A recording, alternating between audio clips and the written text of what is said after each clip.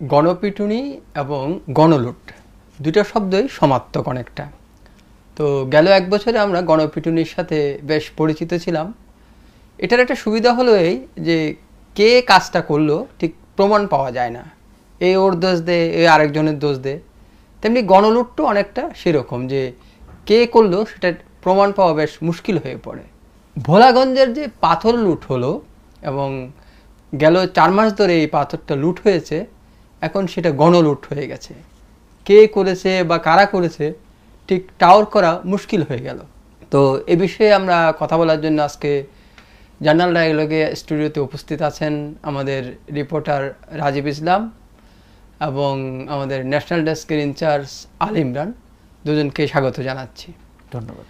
প্রথমে আল ইমরানের কাছে জানতে চাইব, এই যে 4 মাস ধরে লুটপাট হলো, কেউ কি সেটা জানলো না বা প্রশাসন কি করলো তাহলে, বা আপনার কাছে সর্বশেষ কি আপডেট আছে?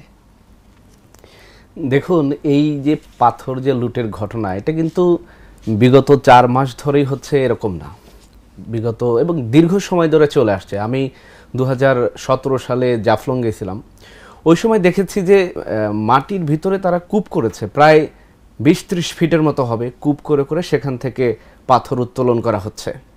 এবং এই যে প্রক্রিয়া, এটা কিন্তু দীর্ঘদিন ধরে চলে আসছে এবং এর সাথে যুক্ত একটা বড় ধরনের অর্থনীতি বলা যেতে পারে। এবং যে শ্রমিক সম্প্রদায়, সেখানে প্রায় 10,000-এর মতো লোক হবে যারা এই পাথর ব্যবসার সাথে জড়িত।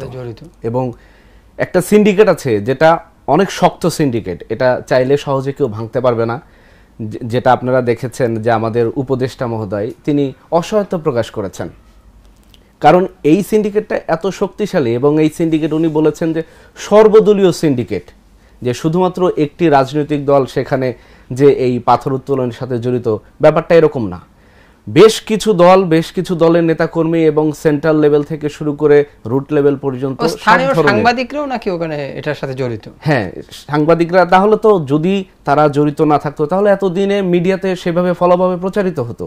কিন্তু দেখা যাচ্ছে কতিপয় 2-1টা মিডিয়াতে আমরা এটা জানতে পেরেছি, সেই ক্ষেত্রে গভর্নমেন্ট ওইভাবে জিনিসটাকে গুরুত্ব দেয়নি। কিন্তু যখন শেষ পর্যায়ে এসে দেখলো যে একদম লুটপাট করে আর কিছু রাখেইনি, তখন আসলে সরকারের টনক নড়েছে যে জিনিসটা একদম শেষ পর্যায়ে এসেছে, আমাদের এখন এটা নিয়ে আসলে ভাবা উচিত। যার কারণে ইতিমধ্যে কিন্তু আপনারা দেখেছেন যে সবকিছু শেষ হওয়ার পরে সরকার যে পদক্ষেপ নিয়েছে, সেখান থেকে গত রাতে প্রায় 12,000 ঘনফুটের মতো পাথর আবার কিন্তু ভোলাগঞ্জে ফেরত দেওয়া হয়েছে। কিন্তু কিছু পাথর তো অলরেডি ভাঙা হয়ে গেছে বা ওগুলা বিভিন্ন কাজে হয়তো ব্যবহার করা হয়ে গেছে। আচ্ছা, আপনি পরিবেশ উপদেষ্টার অসহায়ত্বের কথা বলছিলেন, এ বিষয়ে আমি একটু রাজীবের কাছে জানতে চাই যে কেন উনি এটা বললেন, যে এর আগে তো উনি যখন পরিবেশবিদ ছিলেন তখন কিন্তু এটা ঠেকাতে পেরেছেন, কিন্তু এখন উনি বলছেন যে উপদেষ্টা হয়েও এটা ঠেকাতে পারলেন না। মানে এমন তো আগে কখনো হয়নি, আগেও তো সরকার ছিল যাকে আমরা ফেসিস্ট সরকার বলি, ওই সময় তো এরকম দেখা যায়নি। ধন্যবাদ আপনাকে। সিলেটে এখন যে পাথর উত্তোলন হচ্ছে, মানে এটা কিন্তু এরকম না। ব্যাপারটা হচ্ছে যে সিলেটে কিন্তু অনেক আগে থেকেই পাথর উত্তোলন হয়। তখন কিন্তু আওয়ামী লীগ সরকার কিন্তু শাসনামলে ছিল। তখন কিন্তু এই সাদা পাথরের যে ভোলাগঞ্জটা আছে, সেখানে কিন্তু ওরকম পাথর উত্তোলন করেছে ভোলাগঞ্জের নদীটা আছে, সেই নদী থেকে। তখন বর্তমান যে পরিবেশ উপদেষ্টা আছে, তখন কিন্তু সেখানে যখন অবৈধভাবে পাথর উত্তোলন মাঝে মাঝে হতো, তখন কিন্তু তারা ওখানে বিভিন্ন মানববন্ধন করতো, বিভিন্ন কর্মসূচি দিত। এই জন্য তখন কিন্তু তারা সরকারের কাছ থেকেও কিন্তু অনেক সাপোর্ট পেত, যেন ওই জাতীয় যে সম্পদটা বা আমাদের যেই ট্যুরিজমের যে স্পটটা, সেখানে যেন সাদা পাথর উত্তোলন কারণে যেন আমাদের ট্যুরিজমের পরিবেশটা নষ্ট না হয়, তখন সে কিন্তু ওই পাথর ঠেকানোটা করতে পেরেছিলেন। আর এখন আওয়ামী লীগ সরকার পতনের পর এখন ওখানে সর্বদলীয় একটা সিন্ডিকেট তৈরি হয়েছে, যে সিন্ডিকেটে আওয়ামী লীগও আছে। এখন সে নেতৃত্ব দিচ্ছে বিএনপি, সেটা কিন্তু বিভিন্ন গণমাধ্যমে সব দল আছে, তার মানে একটা রাজনৈতিক ঐক্য বা সর্বদলীয়, ওটা হচ্ছে একটা একটা লাভের বড় একটা মাধ্যম। ওখানে প্রচুর লাভ হয়। কোন দল আছে বা কারা? এখানে লাস্ট যে আমরা আপডেট পেলাম, এখানে নেতৃত্ব দিচ্ছে বিএনপি, সাথে আছে জামায়াত ইসলাম, সাথে আছে এনসিপি এবং সাথে স্থানীয় সাংবাদিকরাও আছে। এর বাইরে আওয়ামী লীগের লোগো ওটার সাথে এখনো জড়িত, বাট তারা এখন তো নাই, কিন্তু ওরা ব্যাকআপে কাজ করছে, দৃশ্যপটে নেই। সর্বদলীয় ঐক্যর কারণে এই সিন্ডিকেটটা আসলে ভাঙা যাচ্ছে না। আর হচ্ছে যে যদি বলি যে প্রশাসন বা জেলা প্রশাসকের ভূমিকাটা কি, তাহলে এখানে কিন্তু ওরকম জোরালো ভূমিকা আগে দেখা যায়নি। গণমাধ্যমে যখন নিউজ হয়েছে যে সাদা পাথর একদম পুরা ধুধু মরুভূমি হয়ে গেছে, এখানে বালু ছাড়া আর কিছু নাই, কোনো পাথরই নাই এখানে, এখন সবার টনক রয়েছে। আমি দেখলাম যে ইসলামী আন্দোলনের যে ফজলুল হক সাহেব উনি বললেন যে এটা ভারতের সাথে এতদিন পাথর তুলতে দেওয়া হয় নাই। আসলে এই বিষয়টা সে আবার এটা নিয়ে আবার নতুন করে কথা বলেছে যে আগের যেই বক্তব্য দিয়েছিল সেই বক্তব্যটা বিকৃত করে প্রচার করা হচ্ছে। সে মূলত পাথর উত্তোলনে উৎসাহ দেওয়ার জন্য ওটা বলেনি। সেটা যখন কেউ ধরা খায় তখন গণমাধ্যমকে দোষ দেওয়া হয় যে বিকৃত করা হচ্ছে। আচ্ছা, এখানে বলছিল যে স্থানীয় প্রভাবশালীরা জড়িত। আসলে ইমরান, স্থানীয় প্রভাবশালী কারা? আসলে এরা কারা, বা এরা হঠাৎ এত প্রভাবশালী হয়ে ওঠার পেছনে কারণটা কি? আসলে যারা এই পাথর ব্যবসার সাথে জড়িত, এরা দীর্ঘদিন করার কারণে এদের কিন্তু বড় ধরনের একটা আর্থিক সংস্থান তৈরি হয়েছে, যেখান থেকে তারা চাইলেই বিভিন্ন জায়গায় তারা ম্যানেজ করছে, যার কারণে ওই তাদের ইনভেস্টমেন্টটা বড় থাকার কারণে তারা যে রাজনৈতিক যে দলগুলো আছে সেই নেতাদেরকে তারা তাদের পেছনে একটা ইনভেস্ট করছে, যার কারণে যে চেইন অফ কমান্ড তারা মেইনটেইন করে করে আসছে, যার কারণে একটা শক্ত সিন্ডিকেট হয়ে গেছে। এবং এই সিন্ডিকেট চাইলেই কেউ ভাঙতে পারছে না, যার কারণে এই যে হরিলুট এরা ক্রমাগত চলার উপরেই আছে। মানে এরা কি প্রশাসনের চাইতেও বেশি শক্তিশালী? এভাবেই করে ফেলছে ওরা। এখন তো সেটাই মনে হচ্ছে যে প্রশাসন যেহেতু কিছু এতদিনে করতে পারেনি, তাহলে তাদের সিন্ডিকেট এত শক্ত যে তারা প্রশাসনকেও তাদের বশে নিয়ে এসে ফেলেছে। এবং দীর্ঘদিন ধরে আপনি দেখবেন ওখানে মানববন্ধন হয়েছে যাতে শ্রমিকরা কাজ করতে পারে, মানে ওটার পক্ষে সবাই বলছে, কিন্তু এখন এসে দেখা গেল যে এটা পরিবেশের ক্ষতি করছে। যে এই বিষয়টা দেখুন, পাথর উত্তোলনের একটা ব্যাপার আছে, সেটা হলো পরিকল্পিত পাথর উত্তোলন হচ্ছে না। কারণ যেহেতু পাহাড়ি ঢলে পাথরগুলো আসছে, একটা সময় পাথরের পলি জমে সেই নদী কিন্তু ভরে যাচ্ছে। কিন্তু সেটি যদি পরিকল্পিত ড্রেজিং করা হয় সরকারের সাথে সমন্বয় করে, এবং সরকার সেই একটা নির্ধারিত প্রজেক্ট নেই যে আমার এতটুকু পাথর উঠানো যাবে বছরে, তাহলে কিন্তু জিনিসটা এই পর্যায়ে আসতো না। হরিলুট করা আর পরিকল্পিত খনন করা দুটার মধ্যে কিন্তু রাত আর দিন তফাৎ। তো আমাদের সরকার, ওইদিকে সরকারের গাফলতি আছে, তারা পরিকল্পিত খননে যায়নি, তারা ছেড়ে দিয়েছে একটা সিন্ডিকেটের কাছে, তারা লুটপাট করছে। লুটপাট করতে গিয়ে তারা পরিবেশকে ধ্বংস করে দিচ্ছে। কিন্তু খনন করা আর হরিলুট করার মধ্যে এই পার্থক্যের কারণে আজকে এই পর্যায়ে চলে এসেছে। খননটা হয়তো করা যেত, বা একটা সময় বা একটা নির্দিষ্ট পরিমাণ পাথর তোলা যায়, কিন্তু ওটা না করে একদম মানে পুরা লুট করে ফেলেছে। দর্শক, এই পাথর উত্তোলন নিয়ে আমাদের রিপোর্টার পরিবেশবিদ ইকবাল হাবিবের কাছে জানতে চেয়েছিলেন বিস্তারিত। চলুন দেখে আসি তিনি কি বলেছেন। মনে রাখতে হবে, পৃথিবীর সবচেয়ে বেশি যে বৃষ্টিপাত হয় চেরাপুঞ্জি, তার পাদদেশ থেকে এই বিরাট পাথরের নহর আমাদের এদিকে আসে, এবং নদী তার যখন গোড়া, যেখান থেকে তার সূত্রপাত হয়, তখন যে তীব্রতা থাকে, সেই তীব্রতা কিন্তু ভাটির অঞ্চলে আর থাকে না। আল্লাহ সুবহানাহু ওয়া তাআলা এমনভাবেই তার সৃষ্টি করেছেন যে ওই সময় যখন তার তীব্রতা থাকে, তখন সে পাথরের পাহাড়কে ভেঙে গুড়ে ওই পাথরগুলো নিয়ে আসে। আর পাথরের কারণেই তার যে গতি, তার যে উদ্দামতা, তার যে ধ্বংসকারী মনোভাব বা শক্তি, সেটা কিন্তু ভেঙে যায়। তারপরে পাথরগুলোর ভাঙার উৎসর কারণ হলো এই ঢেউ, এই প্রচণ্ড গর্জন বা শক্তিশালী নহর বা বয়ে যাওয়া পানি। আবার এই পানিটা যখন জনবসতির মধ্যে আসে, তখন জনবসতিগুলোকেও বাঁচায় এই পাথরগুলো। তারা একসাথে যখন বসে যায়, তখন পাথরগুলোর ভিতর দিয়ে পানিটা ভেঙে যায়, আর আস্তে আস্তে পাথর যতই সামনে যায় আরও ভাঙে, ভাঙতে ভাঙতে বালুতে পরিণত হয়। এখন এই প্রকৃতির এই প্রক্রিয়ার মধ্যে দিয়ে আমরা ভাটি অঞ্চলের মানুষ যখন উপরের দিকে যাই, তখন পাহাড়ের সৌন্দর্য দেখি, পাথরের সৌন্দর্য দেখি। সেই জন্য অঞ্চলটি পর্যটন অঞ্চল হয়েছে, এবং স্থানীয় লোকের বিরাট জীবন জীবিকার একটা বড় ধরনের অবলম্বনে পরিণত হয়েছিল। আজকে এই পাথর সংগ্রহর প্রক্রিয়ায় বোমা মেশিন ব্যবহার করা থেকে শুরু করে কোনো রকমের রেজিস্ট্রেশন বা নথিবদ্ধ বা নিবন্ধন ছাড়াই যার যা খুশি যেমনি খুশি উঠিয়ে ফেলার এই প্রবণতা প্রথমে পুরো প্রক্রিয়ায় ক্ষত সৃষ্টি করছে। এই ক্ষতর ফলে সমস্ত নদীগুলোর উৎসের যে স্বচ্ছ সুপেয় পানি তা ইমিডিয়েটলি মনুষ্য অভিঘাতের কারণে দূষণ হচ্ছে। তার মানে ওই এলাকার মানুষের সুপেয় পানির যে আধা বা সংগ্রহের যে সুযোগ এখন কিন্তু কমপ্লিটলি গলার টুটি চিপে তাকে মেরে ফেলা হলো। দ্বিতীয়ত, এই ঘোলা পানি আরও কঠিন অবস্থার সৃষ্টি করছে, কারণ তার পাথরের মাধ্যমে তার যে গতি, তার যে দ্রুততা, তার যে তীব্রতা, সেটা এখন আর ভাঙছে না। ফলে এই তীব্রতা এখন দুপারে মানুষকে বিপজ্জনক অবস্থায় ঠেলে দিচ্ছে। তাদের ঘরবাড়ি ভাঙছে, তাদের এলাকা আরও বেশি প্লাবিত হচ্ছে, প্লাবন করছে। এই দ্বিতীয় অভিজ্ঞতার কারণে স্থানীয় মানুষ সংকটাপন্ন অবস্থায়। তাহলে সুপেয় পানি, ভাঙন বেড়ে যাওয়া এবং এই পুরো কার্যক্রমের ফলে আলটিমেটলি ওই এলাকার যেই পর্যটনের মূল উৎস ছিল, যেটা দেখার জন্য মানুষ যেত, সেটা এখন নাই হয়ে গেছে। রাজীব, আপনি ইকবাল হাবিবের সাথে কথা বলেছেন, আমরাও শুনলাম। তো আপনি আরও সাধারণ মানুষের সাথেও কথা বলেছেন এবং আরও টেলিফোনে আরও কয়েকজন পরিবেশবিদের সাথে কথা বললেন, সিলেটেও কথা বলেছেন। তো আসলে কী কী পরিবেশের ক্ষতির আশঙ্কা তারা দেখছেন?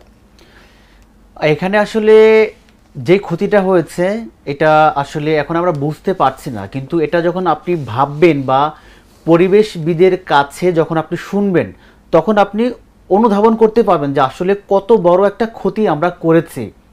আমি শুরু থেকে বলি, এই পাথরগুলো আসে পাহাড়ের পাদদেশ হয়ে, এবং এই পাথরগুলো ওখানকার যে পানিগুলো আছে নদীতে, পাথরগুলো গিয়ে নদীর পানিটা এরা বিশুদ্ধ করে, মানে ব্যবহারের উপযোগী করে, এবং বন্যার পানিও সম্ভবত, এবং হচ্ছে যে ওই পাহাড়ের যে পানিটা আসে বা বন্যার যে পানিটা আসে, যে গতিটা থাকে, ওই গতি রোধ করে এই পাথর, যাতে এলাকায় ভাঙন সৃষ্টি না হয়, নদীগুলোর আশপাশে যে মানুষগুলো আছে এদের বাসা, বসত বাড়ির যেন ক্ষতি না হয়।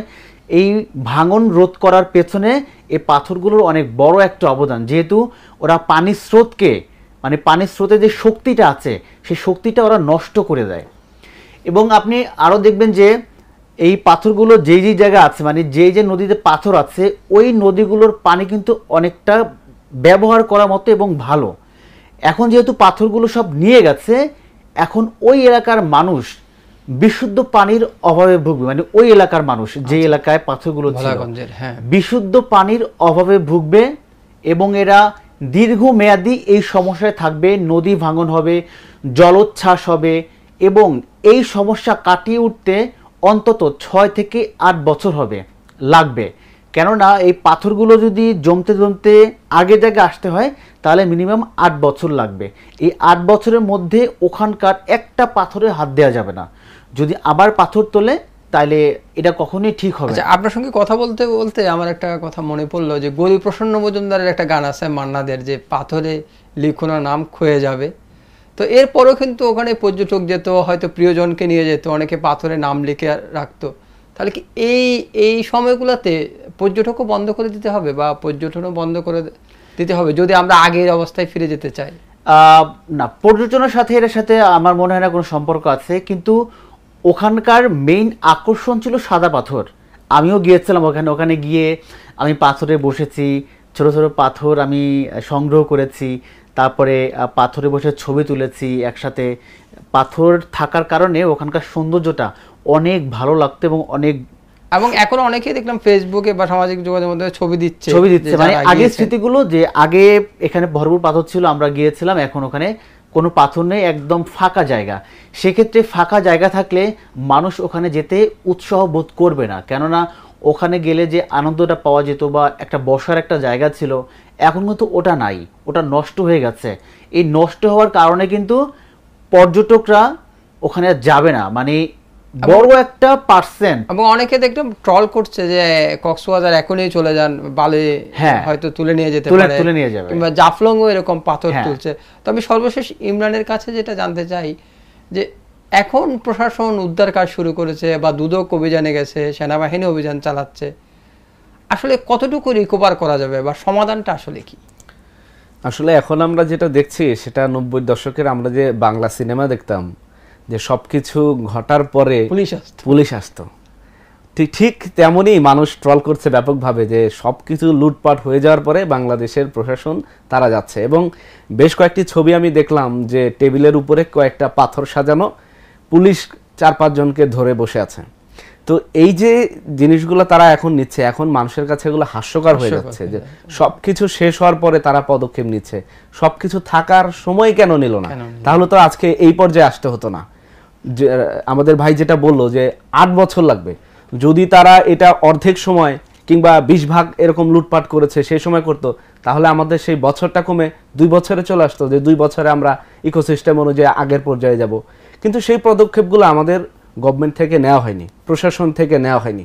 তো আমরা আশা করব প্রশাসনের কাছে যেটা হওয়ার হয়ে গেছে এটা তো আর ফিরে পাওয়া ওইভাবে সম্ভব না, সেহেতু আগামীতে ভবিষ্যতে যাতে এরকম না হয়। ইভেন এখন জাফলংটা মোটামুটি সেটাও লুটপাটের পর্যায়ে চলে গেছে। তো অনেকে বলছে প্রশাসনই নাকি জড়িত এটা। এখন সর্ষের ভিতর ভূত থাকলে তাহলে আমরা তো অসহায়, আমাদের দেশবাসী অসহায়। তবে আমাদের সবার সরকারের কাছে প্রত্যাশা থাকবে যে সঠিক সময়ে সঠিক পদক্ষেপগুলো নেওয়া হোক। শুধুমাত্র পাথরের ক্ষেত্রে এরকম না, সব ক্ষেত্রে আমাদের সরকার সঠিক সময়ে সঠিক পদক্ষেপ নেবে, তবেই আমাদের জীবনযাত্রার মান বাড়বে। এবং এই যে পাথর উত্তোলনের যে ব্যাপার, এখানে যারা যদি পাথর উত্তোলন না করা, এই যে একটা বড় গোষ্ঠীর সাথে যুক্ত, এদের একটা কর্মসংস্থানের ব্যবস্থা করতে হবে, কারণ এই মানুষগুলোকেও তো সার্ভাইভ করতে হবে। অবশ্যই সরকারের সেই দিকে লক্ষ্য রাখতে হবে। আমি একটু ভাইয়ের সাথে একটু যুক্ত করতে চাই যে প্রশাসনের যে ব্যাপারটা, প্রশাসনের কাছে প্রতিনিয়ত অভিযোগ যেত এখানে অবৈধভাবে পাথর উত্তোলন হচ্ছে বা হতো, কিন্তু প্রশাসন ওভাবে জোরালোভাবে তাদের কার্যক্রমটা পরিচালনা করেনি। ওখানে একবার যেত, যে আবার চলে আসতো, মানে একটা কন্টিনিউ যে একটা প্রসেসের মধ্যে থাকতে হয়, ওরকম অথবা কিছু লোক দেখানো বিষয় ছিল, হয়তো লোক দেখানো, কয়েকটা নৌকা কেটে দিল কিংবা মানুষকে দৌড়াচ্ছে, এই ধরনের ভিডিও দেখেছি। ওখানে স্থায়ী একটা ক্যাম্প থাকলে, এখন লাস্ট আমি যেই গণমাধ্যমে যে খবরগুলো এসেছে ওগুলো আমি দেখলাম সকালে, সেনাবাহিনী যাওয়ার নাকি ওখানে এখতিয়ার নাই, যেহেতু বর্ডারের এলাকা, ওখানে বিজিবিটাই দেখবে। তো বিজিবি বলতেছে আমাদের দায়িত্ব হচ্ছে সীমান্তকে রক্ষা করা, পাথর দেখার দায়িত্ব আমাদের না। আচ্ছা আচ্ছা আচ্ছা। আবার পুলিশ বলছে ওখানে তো বিজিবি আছে, আমরা গিয়ে কি করব। আবার দুদক বলছে ওখানে আমরা যখন যাই তখন সব বন্ধ হয়ে যায়, আর আমরা তখন চলে আসি তখন আবার লুটপাট শুরু হয়। এখন ওখানে যদি এসে একটা ক্যাম্প করা যেত, অসম্ভব কিছু না, তাহলে কিন্তু ওখানে কিন্তু এটা হতো না। তো ওখানে আইন শৃঙ্খলা বাহিনী এতটা নড়বড়ে যে তারাও একটা সিন্ডিকেটের সাথে যুক্ত না হলে তারা কিন্তু এটা কঠিনভাবে পদক্ষেপ নিতে পারত। ধন্যবাদ রাজীব ইসলাম এবং আলী ইমরানকে আমাদের সঙ্গে যুক্ত হওয়ার জন্য। প্রিয় দর্শক, আসলে এই বিষয়টা নিয়ে অনেক টল হচ্ছে, অনেক কথা হচ্ছে গণমাধ্যমে। সবাই বলছেন যারা পাথর ছুরি ঠেকাতে পারেন না তারা কীভাবে সুষ্ঠু ভোট করবে, সুষ্ঠু নির্বাচন করবে কিংবা ভোট চুরি ঠেকাবেন। দেখা যাক আগামীতে কী হয়, সঙ্গে থাকুন।